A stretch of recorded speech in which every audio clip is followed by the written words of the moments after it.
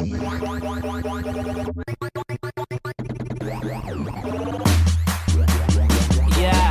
me do that.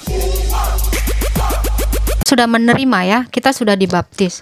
Kita sudah menyatu dalam kematian dan kebangkitan Yesus Kristus.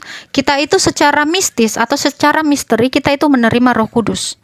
Ya, Roh Kudus itulah yang memimpin kita. Nah, Roh Kudus itulah yang membuat kita mampu melakukan hal-hal yang baik. Kenapa? Karena dikatakan seperti ini. Tidak ada orang yang bisa melihat Tuhan tanpa kekudusan. Bagaimana bisa seseorang itu mengaku dengan lidahnya dia percaya Yesus, tapi dia tidak mengerjakan keselamatan, dia beroleh keselamatan itu? Tidak.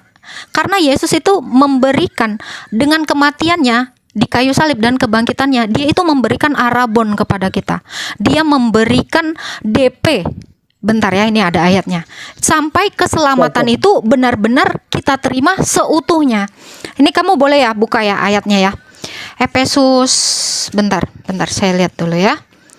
Jadi nggak bisa, yang namanya keselamatan itu kalau tidak kita tetap kerjakan, itu bisa hilang dari kita. Kenapa? Karena masing-masing orang itu dihakimi menurut perbuatannya. Dan kalau kita hidup seperti emas, tentu ketika ketemu kita dengan hari penghakiman itu, Allah itu kan dikatakan seperti api yang menghanguskan. Nah, seperti itulah nanti kira-kira kita di akhir di zaman akhir ya, ketika Yesus datang itu sebagai hakim. Ketika perbuatan kita seperti emas bertemu dengan api, itu akan memurnikan. Ketika perak, nah itu setingkat di bawahnya. Ketika iman kita pun seperti jerami dan kayu, itu akan hangus dan menjadi debu. Apakah keselamatan itu masih berada di dalam orang yang tidak mengerjakan keselamatan? Tentu akan hilang. Nah, ini ya, saya udah ketemu ayatnya. Kamu silakan buka Efesus 1 ayat 13 sampai 14. Buka dulu itu, atau host siapa aja yang bisa buka. Oke. Efesus 1 ayat 13 sampai 14 lah. Oke, 13 sampai 14. Bentar. 13 sampai 14 saya bacakan. Di dalam Dia kamu juga, karena kamu telah mendengar firman kebenaran, yaitu Injil keselamatanmu. Di dalam Dia kamu juga, ketika kamu percaya, dimateraikan dengan Roh Kudus yang dijanjikannya itu. Dan Roh Kudus itu adalah jaminan bagian kita sampai kita memperoleh seluruhnya, yaitu penebusan yang menjadikan kita milik Allah untuk memuji kemuliaan-Nya. Oke, jaminan kita apa? Penebusan itu apa bentuknya? Roh Kudus. Itu baru jaminan sampai. Baca lagi Joseph, sampai kita menerima seluruhnya dari keselamatan itu, kita baru dikasih DP. Arabon, down payment bahasa aslinya ya. Jadi itu bisa hilang. Kalau kamu sudah, ibaratnya gini ya, analogi gini, kamu sudah diberi tiket, tapi kamu nggak ke bioskop itu untuk menontonnya, apakah kamu bisa dikatakan menonton film itu? Itu saya kembalikan ke kamu. Nah, seperti itu analoginya ya. Maaf Kak, jawaban Kakak memang ya saya sangat menghargai, sangat bagus. Tapi boleh nggak Kak, kayak gini saya bertanya lagi, kita diselamatkan karena perbuatan baik apa karena kasih karunia?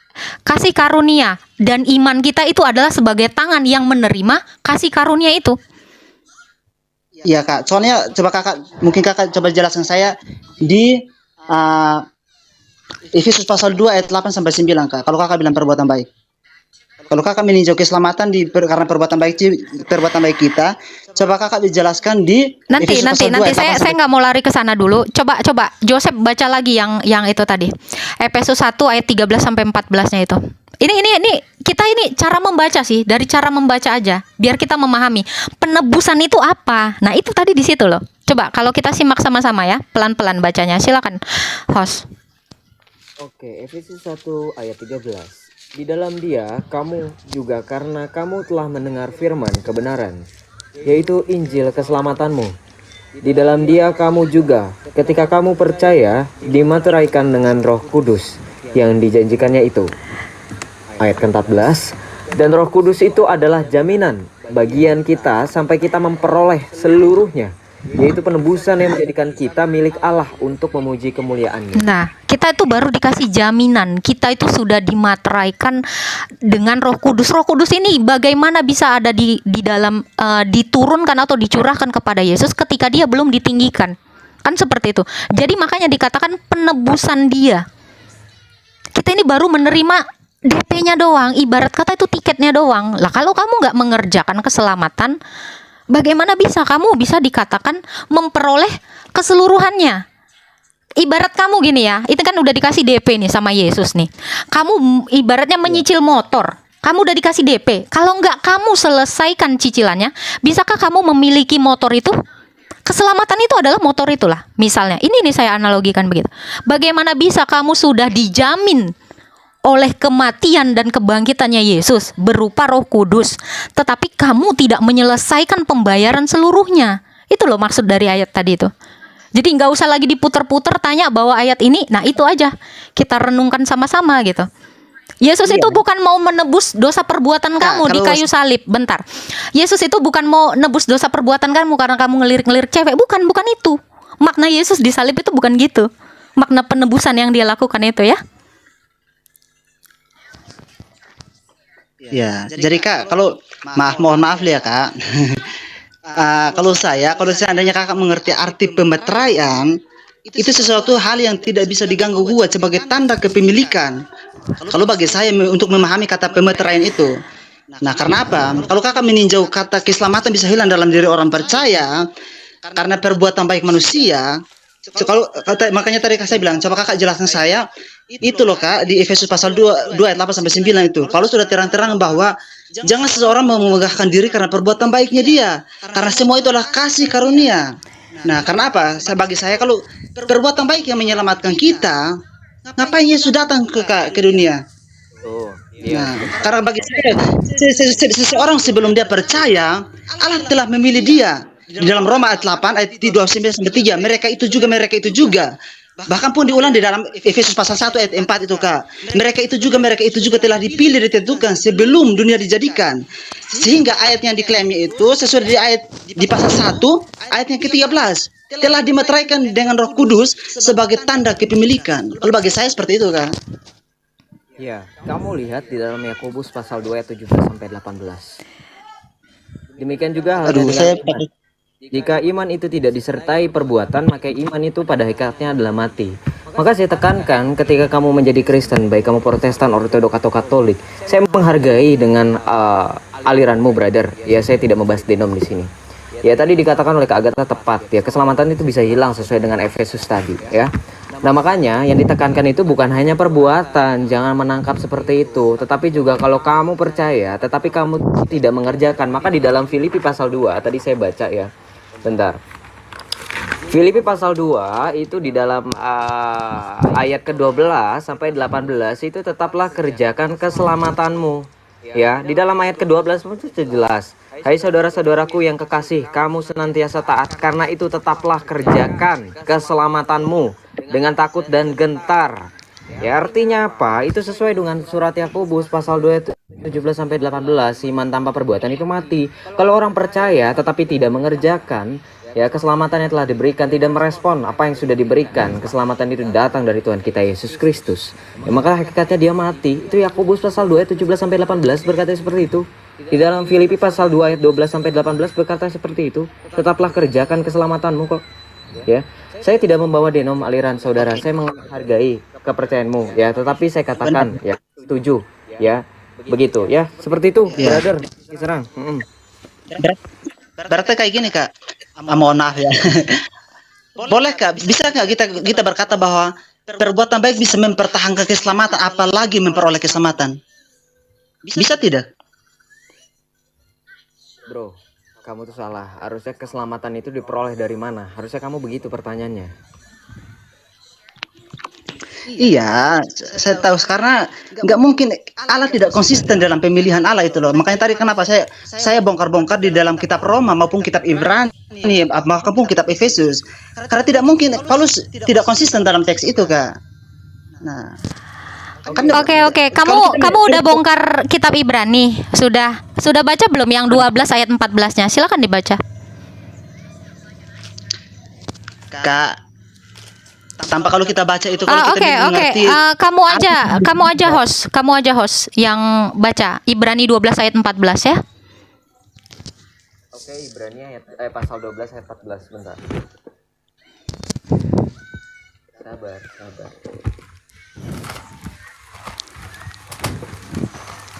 Ibrani pasal 12 ayat 14. Beginilah firman Tuhan. Berusahalah hidup damai dengan semua orang dan kejarlah kekudusan, sebab tanpa kekudusan tidak seorang pun akan melihat Tuhan. Oke, itu udah jelas ya, nggak usah dieksegese, kamu renungkan saja. Bisakah orang yang penuh dengan dosa melihat Tuhan? Itu jelas ayatnya, tanpa kekudusan tidak seorang pun.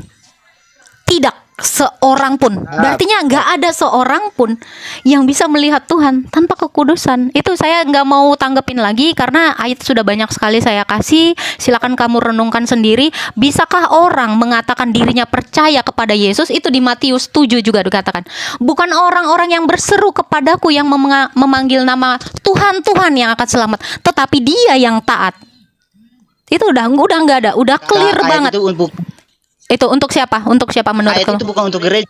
Loh. Terus untuk siapa? Untuk orang-orang Yahudi dan orang. Sekarang saya tanya kamu, siapa? Orang-orang Yahudi. Baik, ini saya jawab ya. Siapa orang yang selain orang Kristen yang memanggil Yesus itu Tuhan? Saya tanya, Islam manggil Yesus Tuhan nggak? Orang Yahudi manggil Yesus Tuhan nggak? Saya serahkan lagi ke kamu. Logika kamu, berpikir kamu itu. Silakan. Nah itu. Kalau kakak menarik, bentar, aku jawab dulu ya kak. Kalau kakak menarik ayat itu untuk keselamatan, saya mau tanya, gereja muncul di mana? Itu di pasal 16 ayat 16. Dan relevansinya itu di dalam Kisah Para Rasul 11 ayat Kisah Para Rasul pasal 11 ayat 26. Itu relevansi yang pertama itu untuk gereja. Apa? Jelaskan. Kamu bawa ayat tapi tidak menjelaskan, tidak membacakan. Kamu itu seperti orang buta. Gitu loh.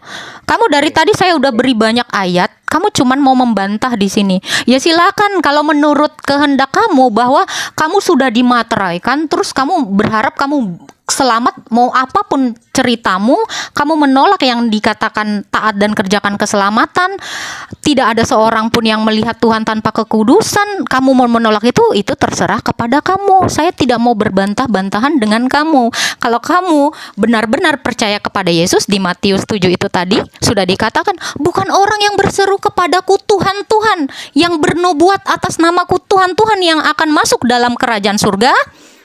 Siapa menurut kamu yang masuk ke dalam kerajaan surga kalau orang-orang yang tidak selamat? Cara membacanya itu loh bro, santai, pelan, resapi, jangan nafsu, biar kamu pun memahaminya gitu loh. Udah, saya nggak mau berbantahan lagi. Sudah banyak sekali ayatnya. Saya rasa semua orang di room ini juga jelas kok dengan semua ayat itu. Iya. Udah clear ini. Udah clear semuanya ya. Udah jelas. Terima kasih Bro Meki. Halo Bro Meki, udah jelas ya Bro ya? Oke. Oke, udah jelas. Oke. Next. Ya, next kita next. Kristen original. Agatha, kamu sembah ikon Yesus enggak? Saya enggak menyembah ikon. Saya memang mencium ikon ketika saya beribadah sebagai bentuk penghormatan saya. Sorry ya, Kristen original. Ini saya mau sapa dulu nih saudara kudusku, Gu Immanuel. Shalom aleichem Bro. Shalom aleichem. Shalom aleichem. Baik. Iya, kita lanjut teman-teman ya. Si Michael, terkutuklah orang yang menyembah ikon. Romo Michael. Nggak ada yang nyembah ikon ya, nggak ada. Ya teman-teman, kalau naik bertanya jangan menyimpulkan, ya naik aja bertanya. Saya tidak membawa denom, tapi kamu juga jangan mengarah-ngarah ke denommu ya. Tanya saja sesuai dengan general. Kalau kamu mau bertanya tentang denommu, silakan tanya sama romo atau pendeta yang sesuai dengan denommu. Contoh, saya Katolik, akan lebih fair kalau saya bertanya kepada romo saya yang seorang Katolik. Karena di room saya ini ada berbagai macam latar belakang, ada yang ortodoks, ada yang Katolik, ada yang Protestan, dan saya terima itu semua. Asalkan kita tidak menerima ajaran sesat atau anatema, ya. Teman-teman perhatikan, ya kita menghargai, saling menghargai. Saya tidak setuju kalau kita perang antar denomnya. Kak Melki, next time kalau bertanya, tulus bertanya aja. Kalau kamu masih menyangkut, aduh kok nggak sesuai ya, saya ini kan diajarkan begini-begini, ya silahkan tanya sama pendetamu begitu loh, ya bro ya. Kalau tanya-tanya tentang yang mengarah ke denommu, lebih tepatnya, lebih wise-nya ditanyakan ke yang sesuai pendeta gitu ya. Masa saya nanya tentang Bunda Maria ke seorang karismatik, kan nggak bakal nyambung gitu loh, ibaratnya analoginya seperti itu ya bro ya. Salam toleransi bro ya. Oke, kita lanjut teman-teman.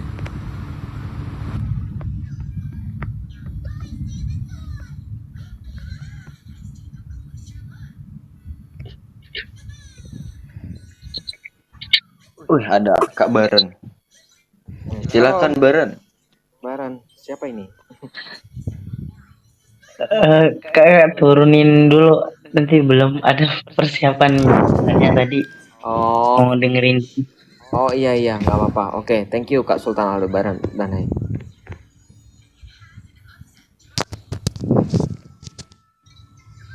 Kita lanjut teman-teman. Itu ada yang nanya Agatha 1 orangnya sama nggak dengan Agatha 2? Iya betul. Itu akun saya ke Ben.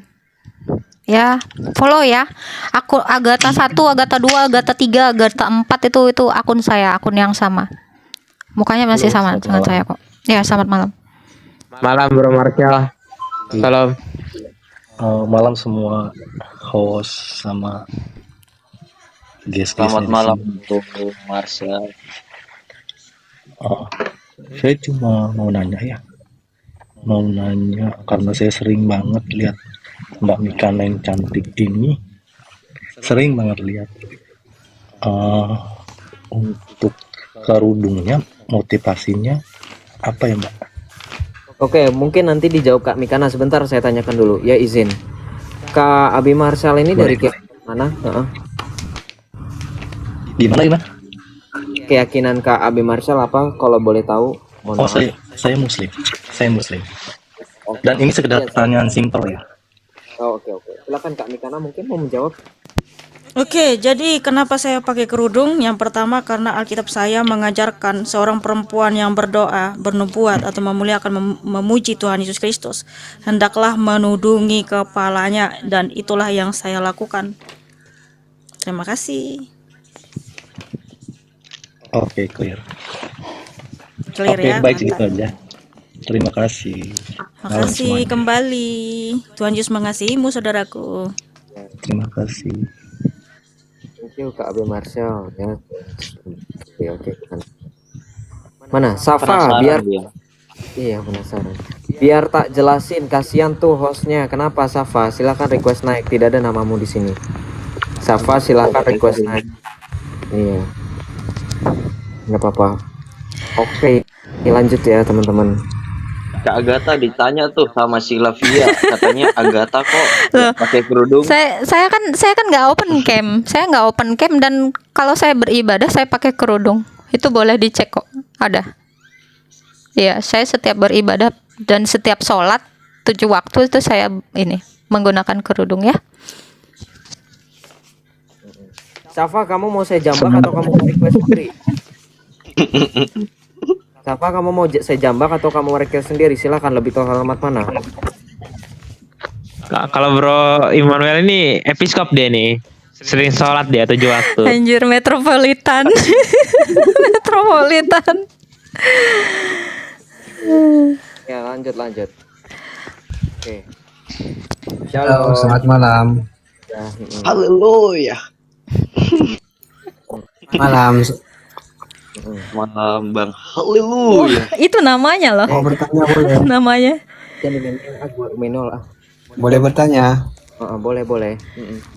Kalau menurut kepercayaan orang Kristen, di surga tuh sudah ada penghuninya kah? Loh, ini kamu pakai nama haleluya ini, kamu Kristen bukan sih? Saya kira kamu Kristen. Islam, saya Islam. Loh, kenapa pakai kata-kata haleluya? Haram loh. Haleluya itu terpujilah Yahweh, artinya kita percaya Yahweh adalah Allah kita. Apakah kamu percaya itu? Ayo, Iyalah. jawab. Terus kenapa kamu tulis haleluya? Pertanyaan itu saya tuh, Yahweh. nanti saya tukarlah. Enggak apa-apa, kita aminkan aja si haleluya ini percaya kepada Tuhan Yesus bahwa dialah Yahweh itu sendiri ya, supaya dia sembah Yahweh yang benar gitu ya. Jadi macam mana tuh? Haleluya, amin. Soalan saya. Doakan haleluya.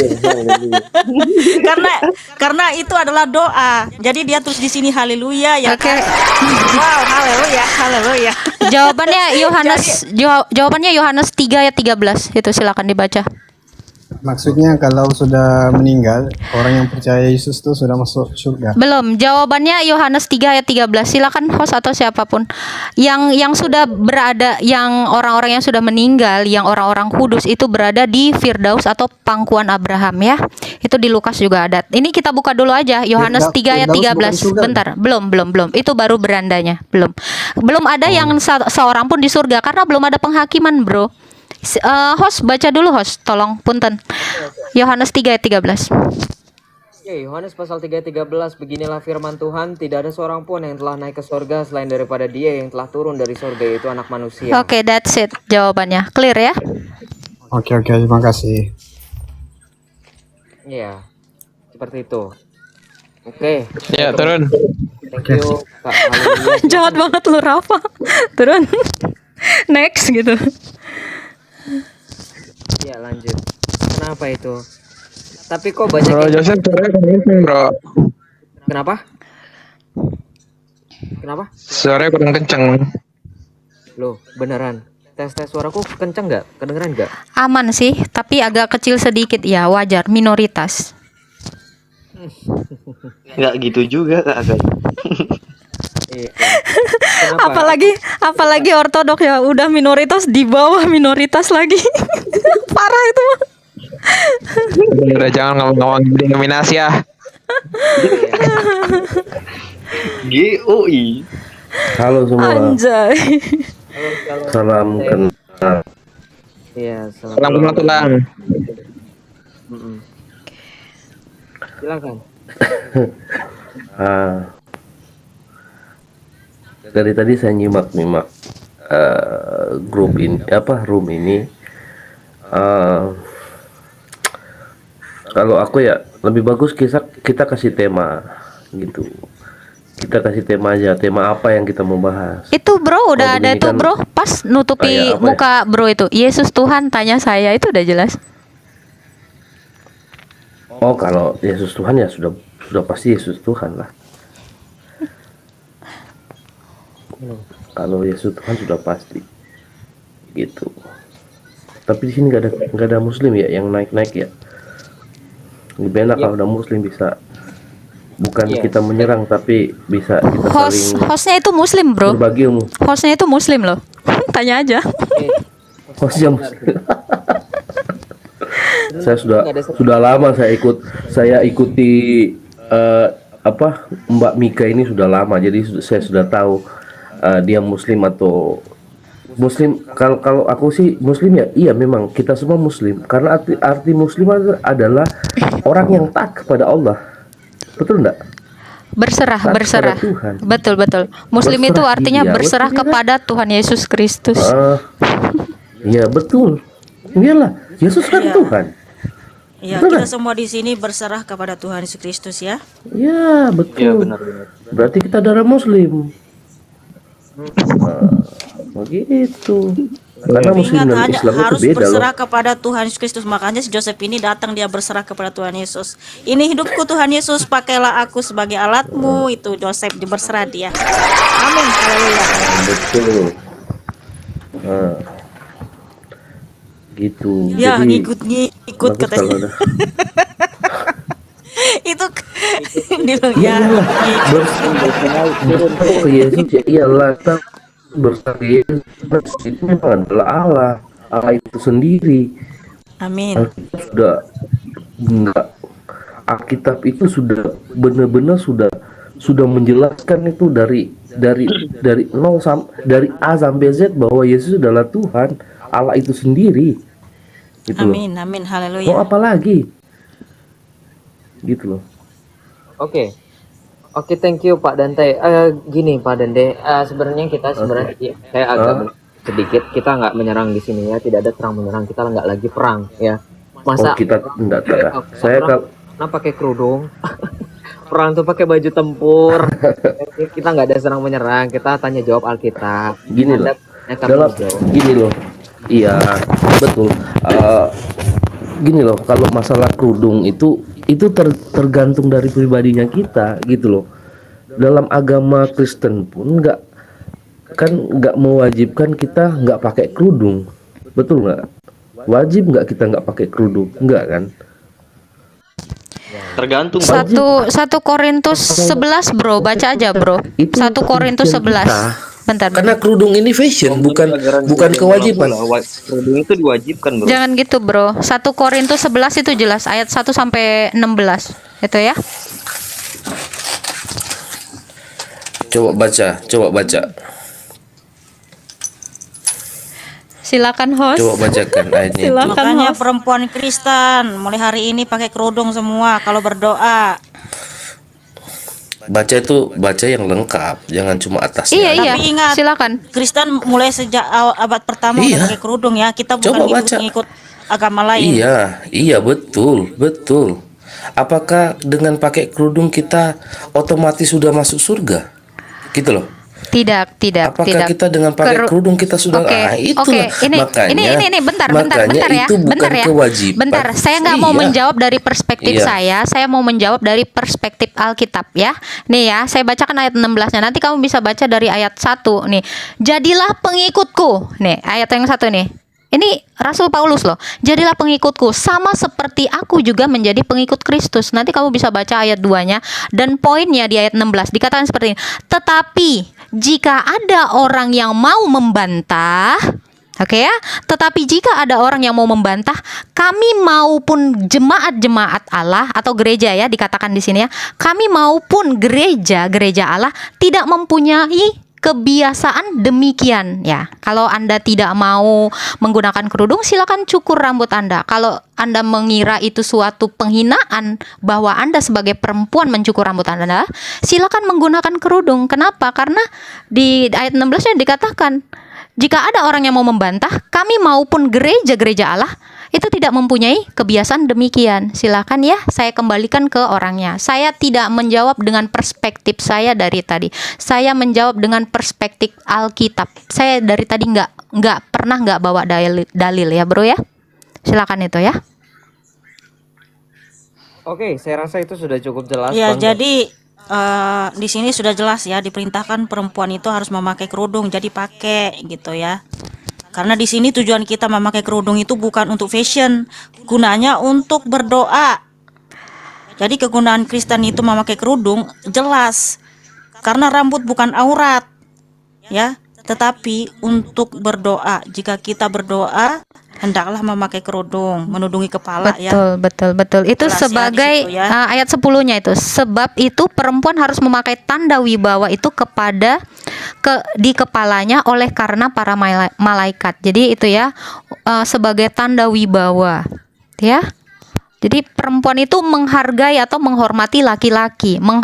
Laki-laki juga seperti itu, menghargai kepada Kristus. Kristus menghargai kepada Allah. Itu jadi runutannya itu jelas ya. Dan Kristen sudah pakai kerudung ya, mulai sejak abad pertama, bukan ngikut-ngikut agama lain. Betul. Kita Ya, bukan nyontek. Betul. Jangan katakan itu ada yang komen di gereja nggak pada pakai kerudung malah pakai rok mini. Lo silakan buktikan sini. Sampai Siapa kamu yang pakai rok mini? jangan kamu hanya fokus saja ngeliatin yang pakai rok mini, nggak ngeliat yang lain. Ya. Ngeres kali. Karena sedikit- Awas, kata-kata sensitif. Host. iya. Kamu Ya, Ucim yang cerdas naiklah. Ya, jangan typing di bawah. Kalian itu bukan bani typing kan? Kalian itu bani apa? Bani Israel. Ya jangan, Bani Israel itu orang-orang Israel itu bangsa pilihan loh. Jangan disamakan dengan Bani Iya. itu. Jangan samakan dengan Bani typing. Bani koplak. Bani Arabik. Apa Rafael itu apa kamu bilang? Adalah Kita Bani kebudayaan surga kita. Selamat malam semua. kebudayaan Mesopotamia. Malam juga. Mamba. Thank you. Halo. Bless you, Jesus. Ya, bless you. salam kenal ya. Aku dari Aceh. Salam kenal, iya. Ini ya ini acara debat, diskusi apa gimana? Oke, saya tegaskan lagi. Di room saya tidak perkenankan berdebat. Ya, teman-teman harus tahu arti kata debat dan diskusi. Ada perbedaan yang jelas antara debat dan berdiskusi. Kalau kita berbicara mengenai debat itu artinya kamu saling mengajukan argumentasi dan data yang ilmiah, yang logis. Dan lalu ketemu jalan keluarnya. Maka dari itu kalau kamu nonton debat akademis ya, di Indonesia itu ada perlombaan debat. Ya, di tingkat mahasiswa itu ada namanya kompetisi debat mahasiswa Indonesia atau KDMI. Atau versi bahasa Inggrisnya itu NUDC. Nah, debat akademis itu mereka itu ada mosinya. Tahu kamu mosi? Itu artinya tema. Nah, tema yang ditentukan biasanya berbau politik, ekonomi, ya, sosial budaya dan segala macamnya. Tidak ada debat topiknya agama. Karena apa? Sekali lagi saya tekankan, debat itu kamu saling beradu argumen, lalu jalan keluar satu-satunya itu adalah satu-satunya solusi. Sekarang kalau saya tanya, kalau misalkan ada Islam dan Kristen saling berdebat satu sama lain, apakah kalian mau menerima kebenaran yang satu dan hakiki itu? Paham? Nah, kalau paham. itu beda lagi. Kalau diskusi itu artinya diskusi satu sama lain, ya. Artinya saya, Kak Mikana atau kamu saling berdiskusi, dan kebenaran itu, kebenaran yang kami terima itu kami jadikan hanya sebatas pengetahuan atau wawasan.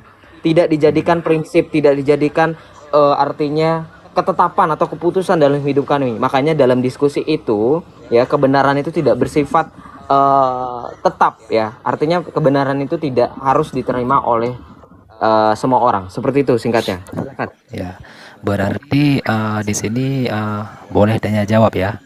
Boleh, silakan. Itu lebih bagus. Oke. Aku kan orang Aceh nih, jadi di Aceh kan jarang-jarang ada orang Kristen. Di tempatku emang gak ada sama sekali, apalagi gereja. Nah, aku mau tanya ini masalah gini kurang lebih. Aku pernah dengar orang Kristen bilang Tuhan itu menciptakan manusia segambar dengan dirinya.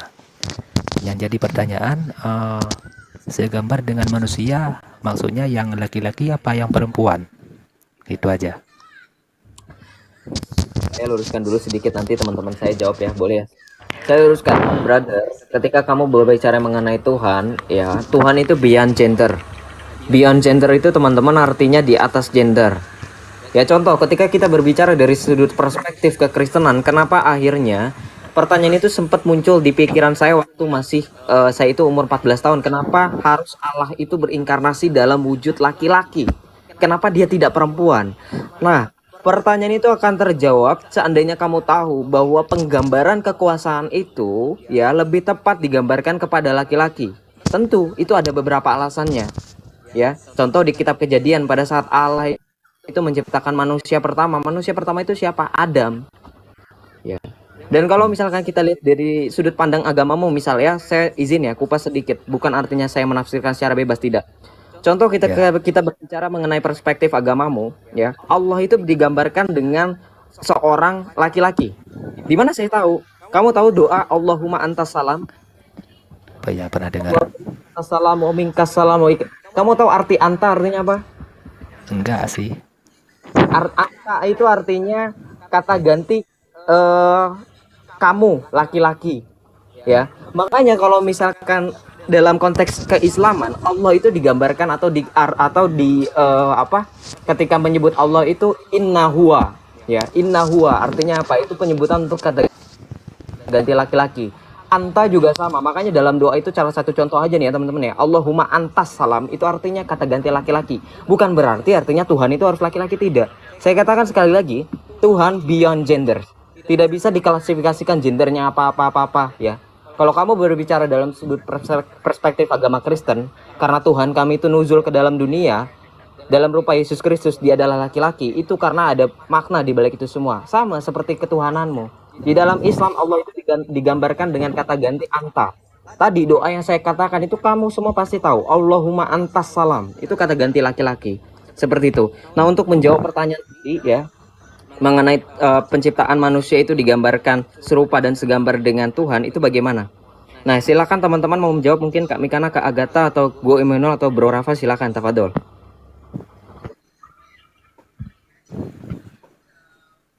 Silakan teman-teman yang lain.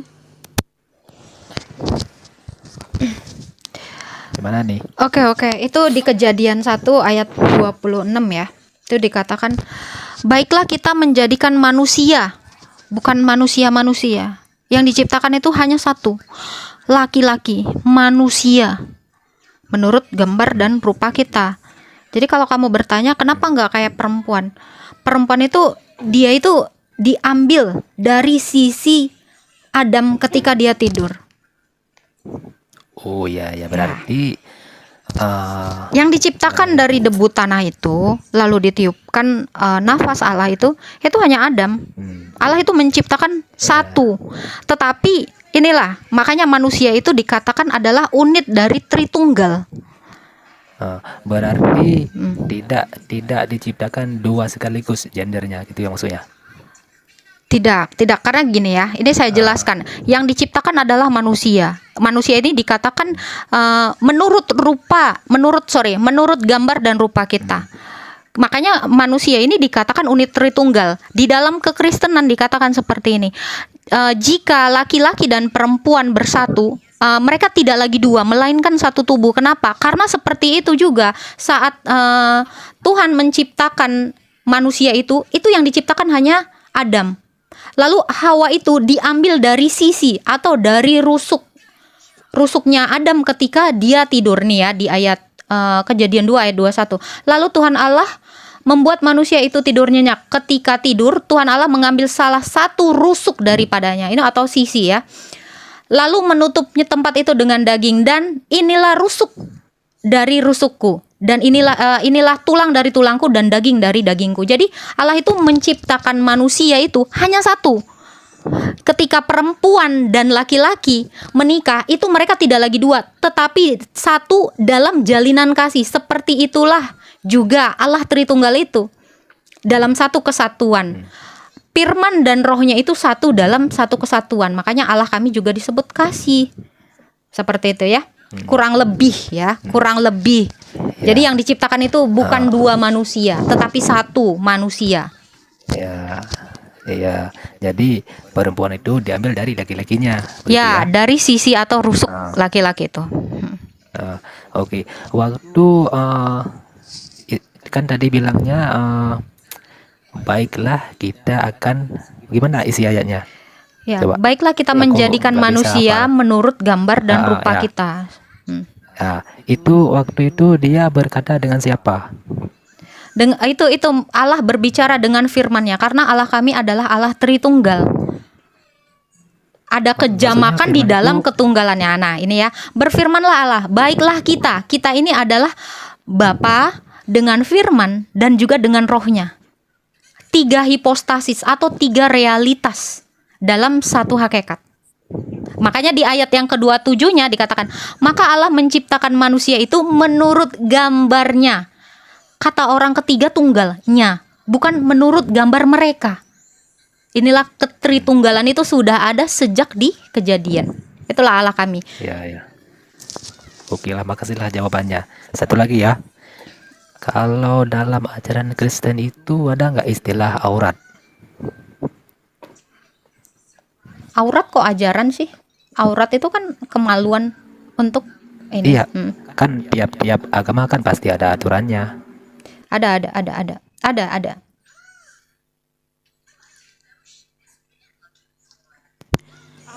Rambut itu bukan aurat, Bang.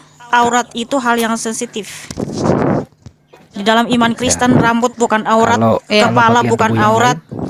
Iya, tangan bukan aurat, ya ini bukan aurat, ya muka bukan aurat. Jadi ya aurat itu ya Kalau seperti bagian ini. sensitif yang lainnya? Janganlah singkapkan aurat istrimu, janganlah singkapkan aurat suamimu. Aurat dari anak-anakmu. Nah, seperti itu berarti kan aurat itu daerah-daerah yang sensitif, Bang. Jadi tidak perlu juga kita bicarakan itu gitu loh.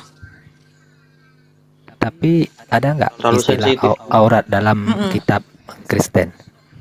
Ya ada istilah aurat ditulis. ada nggak dalam Alkitab? Ada ini seperti ini ya, saya baca, ada, saya cari dulu. tunggu. Ada dikasih contoh nggak yang mana yang disebut aurat? Seperti ini ya, Kejadian 9 ayat 22. Maka hamba pakanan itu melihat aurat ayahnya, lalu diceritakannya kepada kedua saudaranya di luar. Nah, aurat di sini apa? Bukan kepala, bukan rambut, bukan tangan, bukan muka. Aurat itu daerah-daerah yang sensitif, Bang. Itu nggak perlu makanya kita bicarakan itu. Karena ya di dalam iman Kristen yang ini ya, sampai ini rambut, mata atau kepala, muka itu bukan aurat, Bang. Jadi aurat itu daerah-daerah yang sensitif di situ ya. Terus juga seperti ini ya. Pokoknya aurat itu daerah-daerah sensitif ya, Bang. Kemaluan ya. Imamat 18 ayat 7 ya, seperti ini. Janganlah kau singkapkan aurat istri ayahmu, karena ia hak ayahmu, dia ibumu. Jadi janganlah singkapkan auratnya. Jadi itu bang hal-hal yang sensitif bang gitu, daerah-daerah yang sensitif gitu. Ya. Kalau sengaja dinampakkan kepada orang lain, hasilnya dosa enggak? Oke, Ya ngapain kamu nampakkan auratmu kepada orang lain? Ada juga bang ini. Ini misalnya. Ya berarti kan dia udah gini bang. Kalau dia nampakkan ke orang gitu, berarti dia gini bang. Iya. Maksudnya gini. Maksudnya kan ada kan orang pacaran. Dia kan belum nikah maksudnya. Ya dia kan saling menampakkan, kan wajar lah, adalah ya kan? Itu nantinya menyingkapkan gitu. Kalau istilahnya dia masih pacaran belum menikah, tapi mereka sudah bersama seperti melakukan suami istri gitu ya. Makanya di sini di imamat 11 di imamat ini ya, di situ nanti bisa dibaca bahwa tidak boleh menyingkapkan aurat yang bukan hak miliknya, yang bukan pasangannya gitu bang. Dan itu tidak boleh. Berarti dosa ya? Ya tidak boleh, dosa dong. Kalau ya, aku kan nggak ngerti nih istilah-istilah dalam ajaran Kristen nih. Jadi persamaan kata dari misalnya hukumnya bagaimana kalau dalam Islam hukumnya dosa. Kalau dalam Kristen ada nggak istilah seperti itu?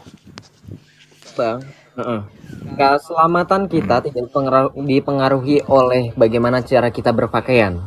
Sekarang kalau abang bertanya dari sudut pandang kita, katanya abang tidak mengerti dengan hukum atau istilah dalam agama kita. Oke, kalau saya boleh tanya, memangnya menurut abang atau menurut pemahaman abang yang diajarkan dalam agama abang, aurat itu apa sih? Aurat itu bagian sensitif yang tidak boleh dilihat oleh orang yang bukan muhrim. Bagian-bagian tersebut itu bisa menimbulkan kalau begitu syahwat. kenapa dibilang mohon maaf ini saya bertanya ya, kenapa dibilang ya ketika perempuan ya itu yang saudari kita ya, saudari kita muslim mengatakan menutup aurat, apakah rambut itu aurat? Termasuk juga. Oh berarti itu daerah sensitif ya bang ya. Berarti ada juga orang yang mohon maaf naik nafsunya ketika melihat rambut dan juga muka, begitu juga kulit ya, kulit tangan gitu ya bang. Iya. Kan nafsu orang kan beda-beda. Jadi dimaklumin lah ya kan. Nggak Iya semua ya sama. bisa juga. Ya. Joseph, kamu melihat rambutnya si Kak Agatha ini enggak? Di situ kan ada fotonya, ada rambutnya kelihatan itu. Agak lain emang ya, agak lain. Kali aja begini, kali aja kan ada orang bisa contohnya kalau melihat cewek bisa menghayal lah dari dia rambutnya aja. Gitu ya. Gitu. Berarti laki-laki itu memang perempuan itu memang Iya. tempatnya dosa ya, rambutnya kelihatan aja udah laki-laki menghayal, lihat tinggi banget hayalannya. Ya begitulah kira-kira ya kan. Oh, Makanya iya, iya. sangat diatur. Oh Makanya gitu ya. sangat diatur ya.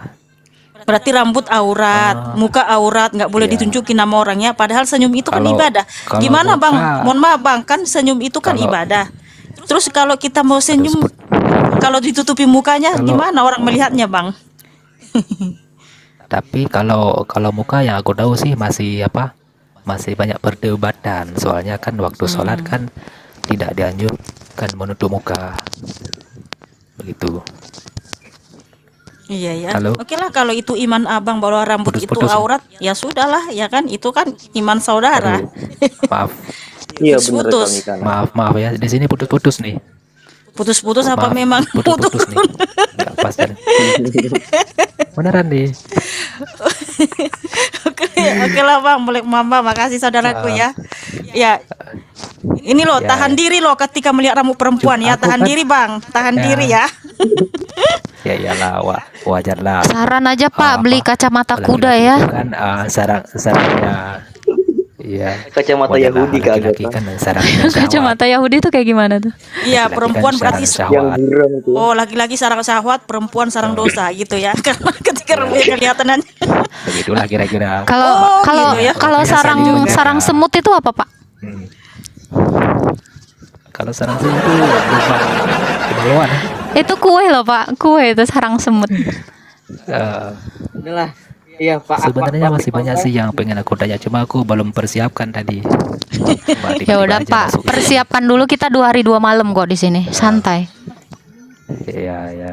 Ini berakhir live-nya sampai jam berapa? 2 hari 2 malam kita tungguin Bapak sampai 2 hari 2 malam. Ini Enggak, Josephnya nanti malam sampai paling mungkin jam Nanti- berapa gitu. Besok Sampai lagi jam berapa kalau live? ada. Aku karena kebetulan lagi UTS mungkin. Iya, halo, kedengeran suaraku? halo maaf ya putus-putus nih. Iya, sebentar. Di saya karena saya lagi UTS, saya selesai. Aduh, halo aja. Sebentar saya tekan dulu. lagi ngomong halo, bagaimana sih? Iya, karena aku lagi UTS, teman-teman mohon izin ya, paling sampai jam 11 saja, paling maksimal ya. Gak apa-apa. Lagi UTS, besok bangun pagi aku ya, gitu. Oke, kita lanjut. Ternyata baru tahu saya ya, laki-laki sarang syahwat, perempuan sarang dosa. Tapi kalau kita anak-anak kerajaan surga nggak seperti itu ya. Kita kan anak-anak kerajaan surga, jadi nggak ada yang seperti itu. Haleluya. Selamat malam. Selamat malam Pak Arsyid ya, silakan. Selamat malam. Yesus Tuhan. Oke, boleh nanya berarti ya? Tuhan Allah Bapa, Tuhan Allah Bapa itu maha besar, betul kan? Tidak akan maha besar, tidak akan menciptakan sesuatu yang besar dari dirinya, betul? Saya tahu nih premisnya mau kemana. Ya udah silakan aja. Suaramu kecil, Joseph. Oh, suara saya kecil ya? Iya, saya tahu. Iya, Ya udah, premisnya kemana? Premisnya kemana, Bapak? Kalau nanti Tuhan itu maha besar, bisa nggak dia menciptakan sesuatu yang lebih besar daripada Oh tidak, Bapak salah. Makanya jadilah orang yang husnuzon. Begitu Pak, kalau dalam Islam ya. Makanya dengarkan dulu pertanyaannya. Oke. Kalau gitu, keren yang itu. Oke, tidak ada mungkin atau tidak mungkin. Tapi di situ tertulis bahwasanya Allah maha besar, tidak akan menciptakan sesuatu yang lebih besar dari dirinya, betul? Ya kan, sudah pasti tidak akan menciptakan sesuatu yang lebih besar dari dirinya. Sang Maha Kuasa. Pertanyaan saya, Allah Bapa ada di dalam kerajaan sorga, betul? Betul. Sebesar apa kerajaan sorga? 1 Timotius 6 ayat 16. Silakan Bro Joseph baca. 1 Timotius 6 ayat 16.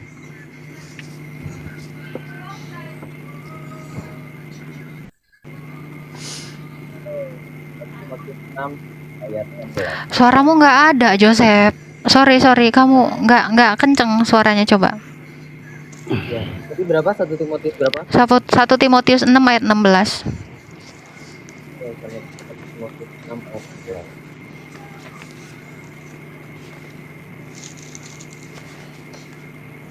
16. Bentar. Ya, 1 Timotius 6 ayat 16 ya. Dialah satu-satunya yang tidak takluk kepada maut, bersemayam dalam terang yang tak terhampiri. Seorang pun tak pernah melihat dia, dan memang manusia tidak dapat melihat dia. Baginya lah hormat dan kuasa yang kekal. Amin. Ya, itu dia Pak. Allah Bapa itu bersemayam dalam terang tak terhampiri. Seorang pun tidak ada yang melihatnya. Nah, itu dia, jelas ya. Jadi, di mana kerajaan sorga itu? Itu adalah terang yang tak terhampiri. Seperti apa? Nggak ada yang tahu. Itu dia Pak. Gitu ya Pak ya. Oke, terima kasih banyak. Semoga bisa. Gimana? Ada. Saya mau tanya, kalau Tuhan saya itu Allah Bapa itu memang tidak terlihat. Makanya di dalam Yohanes pasal 1 ayat 8. Suaramu kecil, Joseph. Aduh, kecil banget Kemana ya. sih? Iya. Nah, udah. Besarin lah suaramu. Oke, kan kalau kita lihat tadi di dalam 1 Timotius pasal 6 ayat 16 sudah terjelaskan bahwa Allah Bapa itu tidak terlihat dan terangnya tak terhampiri. Juga di dalam Yohanes pasal 1 ayat 18 juga disitu dengan jelas tidak seorang pun yang pernah melihat Allah, ya. Nah, sekarang kalau saya tanya boleh? Oh, mau nanya balik. Oke, silakan. Kalau menurut Sebenarnya sih Pak ya, di situ dalam Bible itu ada ukuran kerajaan sorga di dalam Bible. Oke. Tapi saya lupa ya. Itu bisa saya jelaskan. Itu di dalam Bible ada. Ada. Oke, Itu silakan. merujuk kepada baju imam. Ya, karena Yesus dikatakan imam besar. Iya, itu adalah simbol di Wahyu kan ya Pak ya? Iya, itu nama itu adalah tulisannya di situ. Di situ tulisan, di situ tulisan bahwasanya itu baju, bukan luas kerajaan sorga. Bukan, tetapi bisa dilihat nanti ya. Bentar Ini ya. pendapat asumsi sendiri atau penjelasan? Ini penjelasan. Nanti saya tunjukin ayatnya ya, bentar ya. Atau Bapak mau nunjukin ayatnya? Silakan. Enggak, saya perangkat saya dipakai anak saya satu, nggak bisa diganggu. Oke, nggak apa-apa. Ketika Agatha jelaskan, ya saya mau tanya, kita kan tahu Allah Bapa kita bertahta di dalam kerajaan surga. Nah, kalau bertahta di dalam kerajaan alam sorga. Ya, Kalau di dalam kerajaan alam sorga itu sebesar apa? Sudah jelaskan. Jangan lari ke situ dulu ya Pak. Saya mau bertanya nih. Bapak Berarti belum selesai pertanyaan saya, Bapak. Bapak takut ditanya atau Bapak mau lari? Saya berani ditanya. Saya tidak akan pernah turun, Pak. Tapi mari. Saya tidak menemukan jawaban, Bapak. Bapak barusan mengatakan di dalam kerajaan alam sorga. Kalau sesuatu yang ada di dalam berarti ada sesuatu yang di luar. Saya berada di dalam rumah, berarti ada rumah yang lebih besar dari saya. Begitu, Pak. Udah. Nah, jadi kerajaan sorga itu sebesar apa? Berarti lebih besar daripada Allah Bapa, kan begitu? Oke, saya jawab. Inilah yang membuat Ucim itu aneh. Enggak apa-apa. Tanya aja. Sekarang giliran Anda bertanya. Ya, sekarang giliran Anda bertanya. Silakan tanya. Takut mau dijelasin sama saya. Saya buktikan konsep pemikiranmu aneh tentang ketuhanan. Saya jawab, konsep ketuhanan di dalam Ucim itu aneh. Makanya mereka tidak bisa menafsirkan Allahnya di mana. Teman-teman perhatikan, konotasi ulama bahkan sampai mengharamkan ya, yang mempertanyakan Allah itu ada di mana, karena mereka takut menyamakan Allah dengan makhluk. Makanya di dalam mereka itu ada istilah jisim. Saya jelaskan konsep ketuhanan kami jelas. Kamu tadi bilang, oh kalau di dalam rumah berarti rumahnya gedean saya. Kamu tuh punya otak pakai. Tuhan kami itu tidak sama dengan manusia. Oke, mari kita pakai otak sama-sama. Bisakah Anda menjawab sesuatu yang saya pertanyakan? Ya, saya pertanyakan dijawab dengan lantang tanpa berpikir sedikit pun bisa? Saya akan jawab seperti apa yang saya lakukan. Mari kita tanya jawab dengan cepat. Bapak, itu jawabannya di Keluaran 28 ya. Haruslah siap, engkau siap, nanti Ibu, dibaca. Ya, Nanti saya catat. Ya, siap. Terima kasih Ibu Agatha. Ada narasi yang luar biasa ini, udah ngomongin otak. Jadi saya mengantang Anda. Bisakah Anda menjawab? Silakan. Jelaskan suara Anda dulu, biar nanti tidak ada namanya ini kesalahpahaman. Pak Immanuel, iya saya mau jawab. Pak Immanuel, jelaskan dulu suara Anda. Perhatikan, jangan pernah mengkerdilkan konsep ketuhanan seperti yang kalian konsepkan kepada ketuhanan kalian. Ini kenapa saya bilang percaya diri. Ya, saya percaya diri bilang seperti itu karena apa? Di kalian Tuhan itu secara tidak langsung dikonsepkan seperti makhluk. Contoh, ada UC yang menyatakan, oh Tuhan itu kan tidak terlihat, Tuhan itu tidak beranak, tidak diperanakan, Tuhan itu tidak makan dan minum. Batu itu nggak diperanakan dan tidak diperanakan. Batu itu tidak makan dan tidak minum. Jadi batu Tuhanmu. Hantu itu tidak terlihat loh. Jadi hantu Tuhanmu. Nah, itu yang saya katakan, konsep ketuhananmu itu kerdil. Ya. Gas. Makanya tadi Joseph, gasken. Saya mau jawab. Kalau kamu mengukur konsep atau mengukur Allah Bapa itu dari segi ukuran kilometer-meter pakai ukuran manusia, kamu itu sudah sejatinya nggak pakai otak. Makanya saya bilang, kamu punya otak apa enggak? Ya, perhatikan, saya ngomong kayak gini tegas. Masa Allah mau disamakan dengan konsep pengukuran manusia, diukur pakai meter? Sekarang kalau saya tegaskan, saya tegaskan begini, Tuhan itu, Allah itu tidak terbatas dimensi ruang dan waktu. Itu tadi sudah jelas. Harusnya kamu mengerti, tidak terbatas dimensi ruang dan waktu artinya tidak bisa terukur, tidak bisa didefinisikan. Makanya Allah kami itu tidak pernah di dalam kitab manapun, ya, Allah kami itu disebutkan bertahta di dalam kerajaan surga, lalu kemudian bingung tahtanya ada di mana. Lalu kemudian dikeluarkan lagi ayat, jangan bertanya, jangan berasumsi bahwa Allah ada di sini, Allah di mana. Itu beda dengan konsep pemahamanmu, brother. Makanya saya tadi teruskan ya penjelasan dari saya, ya. Kenapa kalian itu tidak pernah sepakat masalah konsep ketuhanan? Perhatikan teman-teman, ya. Saya berbicara tidak asumsi. Silahkan kalian cari ya konsep ketuhanan di dalam agama kalian sendiri, ya Ucim, ya. Kenapa sampai ada konsep namanya itu jisim? Itu kenapa? Ya. Karena ada orang yang mau menyamakan Allah dengan makhluk dengan mengatakan bahwa Allah itu bertahta di dalam arsy-Nya, di istiwanya. itu kalian masih bertentangan loh. Jadi yang mengukur Tuhan dari ukuran dimensi ruang dan waktu itu siapa? Ya, silakan. Dia tidak terbatas ruang dan waktu kok. Ya, seperti itu.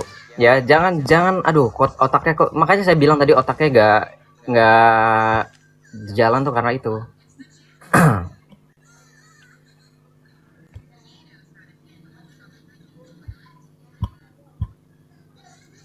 Ya, kita naikkan berikutnya. Saya nggak mau berdiskusi dengan orang yang... Tadi itu udah jelas ya, kan dikatakan di rumah Bapakku banyak tempat. Aku pergi ke sana, itu Yohanes berapa saya lupa. Aku menyediakan tempat bagimu, katanya kan seperti itu kan.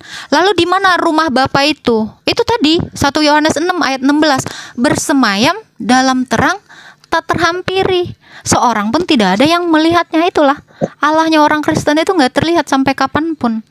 Tetapi anak tunggal Bapa yang ada di dalam pangkuannya, dialah yang menyatakannya. Tidak ada seorang pun yang tahu siapa Bapa itu kecuali siapa? Anaknya. Jadi di rumah Bapakku itu jangan dikerdilkan. Jangan dikerdilkan makna surga itu sebagai suatu tempat. Tapi kalau kita cari tahu lagi, di mana tempat? Tempat itu di mana katanya? Di Lukas berapa ya yang dikatakan seseorang yang berdosa itu dia berdosa kepada Bapa dan juga dia berdosa kepada surga. Kenapa dikatakan seperti itu? Karena Bapa itu tempatnya di surga. Surganya Bapa itu di mana? 1 Timotius 6 ayat 16. Dia bersemayam dalam terang tak terhampiri. Artinya apa? Rumah Bapa itu adalah terang tak terhampiri. Jadi jangan dimaknai surga itu adalah suatu tempat. Itu sangat kerdil sekali pemahaman seperti itu. Ya. Itu ya Pak ini ya. Mana tadi? Bapak mana? Udah pergi kah? Saya turunin. Oh, oke. Saya izin nambah. Kenapa saya tadi bilang di konsep ketuhanannya mereka Kalau juga Iya, sebentar Kak Wahyu Nathaniel, sebentar. Ya. Kalian tahu di dalam Islam itu ada namanya malaikat pembawa singgasana Arsy. Tahu nggak teman-teman muslim? Oh, tahu ya sebagian. Tapi kalian tahu nggak itu juga diukur loh, ada ukurannya. Ya. Menurut hadis dari Jabir bin Abdullah, dia mengatakan bahwa ukuran pembawa singgasana Arsy, ya malaikat pembawa singgasana Arsy itu ukurannya antara bahu dan telinga itu berjarak 700 tahun perjalanan burung. Kenapa kamu nggak mengukir aja itu? Arsy Allahmu itu sebesar apa? Itu sudah ada clue-nya loh dari hadis dari Jabir bin Abdullah. Ya, malaikat pembawa singgasana itu ada ukurannya. Nah itu, ya jangan kamu ukur Allah kami. Aduh, itu udah sesat itu. Jangan ya, brother ya.